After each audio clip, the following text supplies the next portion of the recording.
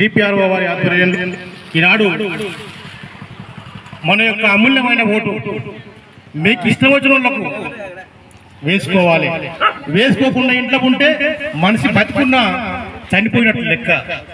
అందుకు మీ ఓటు హక్కును తప్పకుండా వినియోగించుకోవాలని చెప్పడానికి జిల్లా కలెక్టర్ గారి ఆదేశానుసారంగా తెలంగాణ సంస్కృతి సారథి కళాకారులం మేము ఈరోజు ఇక్కడికి రావడం జరిగింది. దయచేసి మేము ఒక పాట పాడతాం, వినాలని కోరుకుంటూ. హలో హలో హలో యువత మేలుకో, ఓటు విలువ తెలుసుకో. యువత మేలుకో, ఓటు విలువ తెలుసుకో. యువతి మేలుకో, ఓటు విలువ తెలుసుకో. యువతి మేలుకో, ఓటు విలువ తెలుసుకో.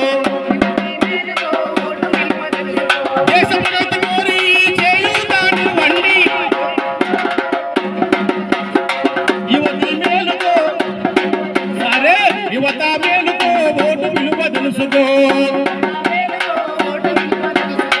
యువతి మేలుకో, ఓటు విలువ తెలుసుకో. ఓటుకు నోటును అమ్మకు మనమంతా. ఓటు నోటుకు అమ్మకు మనమంతా. మద్యానికి బానిసై ఓటును అమ్మద్దు.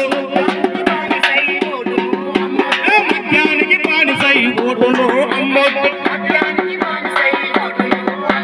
కులాలకు అమ్మొద్దు, మతాలకు అమ్మొద్దు.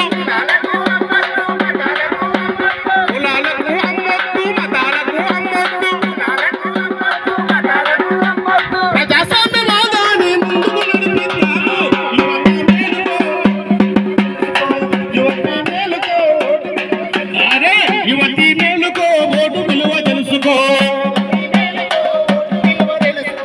ఓటుకు నోటంటే భవితకు చేటంట. ఓటుకు నోటంటే భవితకు చేటంట.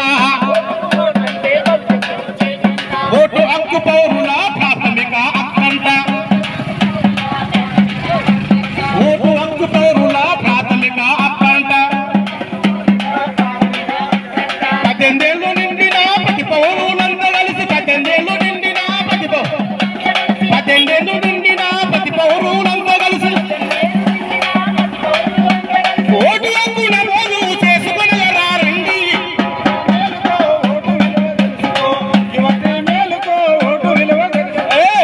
లే తమ్ముడా లేరే ఓ చెల్లెలా, లేలే అదిగో దండోరా మోగుతుంది పల్లెల్లో.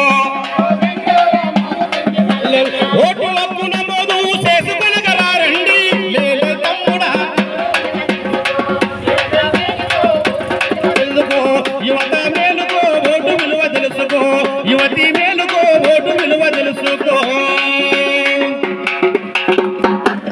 కాబట్టి మీకు మీ దగ్గర ఉన్న ఓటు, మీ ఓటుతోటే ఎమ్మెల్యే, ఎంపీ, ఎంపీటీసీ, ప్రధానమంత్రి, ముఖ్యమంత్రులు ఎన్నుకోబడతారు.